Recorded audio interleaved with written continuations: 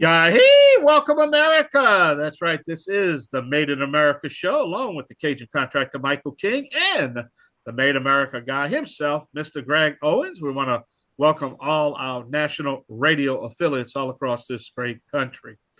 If you're a new listener, a new station and tuning in to our show, it's all about education information.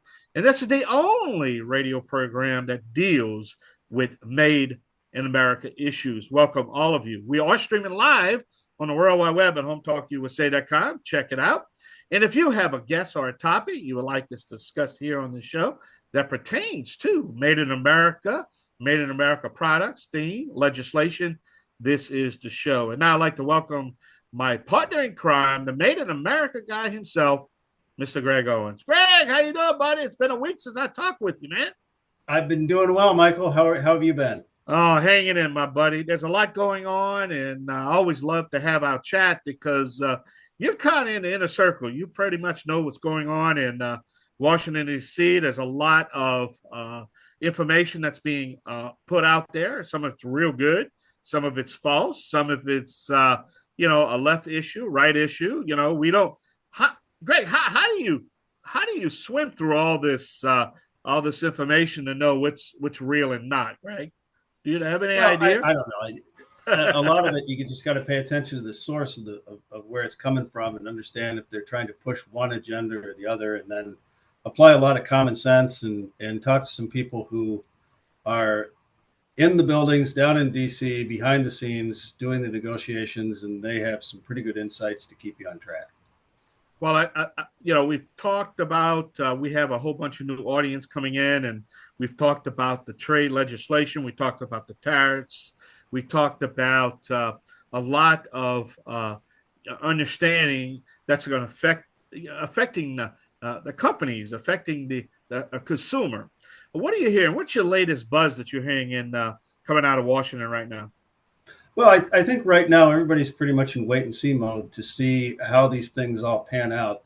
July is a big month for trade because that's the deadlines, right? Yeah. So you have the conversations that have been going on with the EU that seem to be back on track. They've backed off a lot of their non-tariff barriers and their plan to go after big tech and the Googles and the Facebooks and all those companies. You've got the 232s coming up, which are the downstream products that use steel and aluminum. That's going to be a big decision. And then that little flare up this week. I know Canada. You were coming. I know you were coming. You beat me to the punch. Okay. That's just a ploy.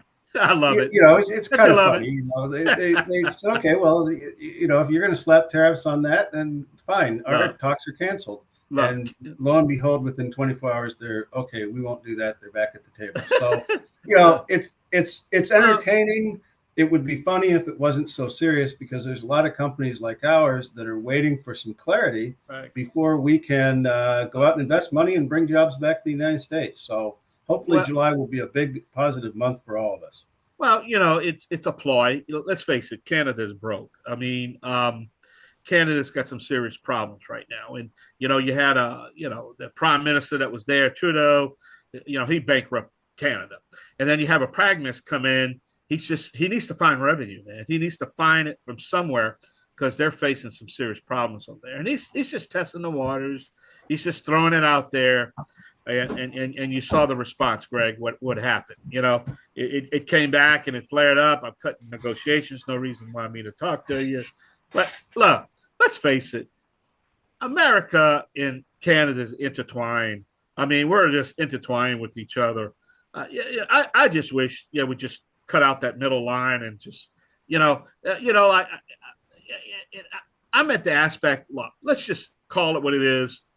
You end your tariffs. We end our tariffs. We should be tariffing each other here. Our economies are so again intertwined with each other. That it's really it's really foolish in my opinion. You know what I mean? Well, what we hear a lot of is just the political theater that takes place in the news. And what's really going on behind the scenes is exactly that, Michael. Rational people are sitting down, realizing that we need to figure this out. And a big part of figuring that out is Canada has engaged in some nefarious behavior. They've been allowing de minimis shipments to come into the United States, which thwart all of our trade tariff laws. They were, before the Ukraine thing, allowing a lot of Russian steel to come in, and it comes into Canada and they flip a tariff code and it becomes something else made in Canada. Those things all need to be cleaned up. And if we come up with a good agreement that's beneficial to both sides, this will all be over and we can go back to making things in Canada, making things in the United States, and cooperating like it should be.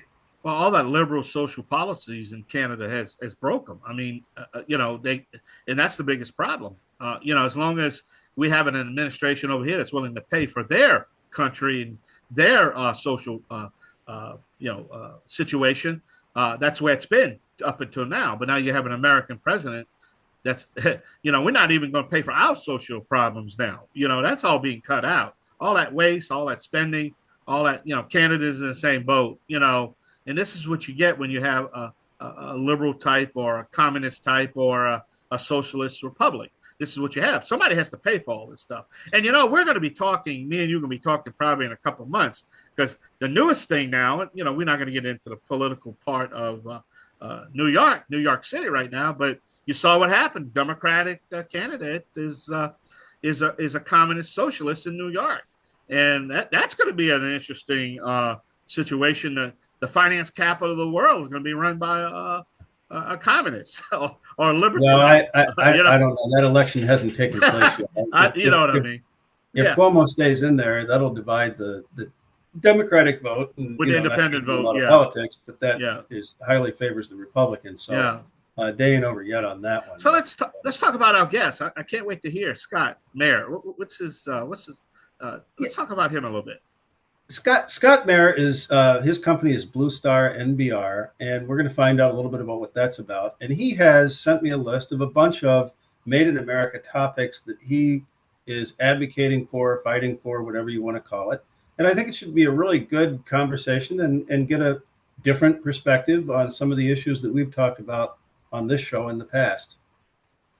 One of the things he wants to talk about is the Industrial Finance Corporation in the U.S., which a lot of small manufacturers like ours, if we're going to make the capital investments that we need to make to bring these jobs back, we're going to need some funding, and the government can play a significant role in either making that very easy or very difficult. So we'll see what he has to say on that. Well, it just depends if you're pro-American or anti-American. If you're pro-American, you're going to provide the money. If you're anti-American, you're not. It's as simple as that.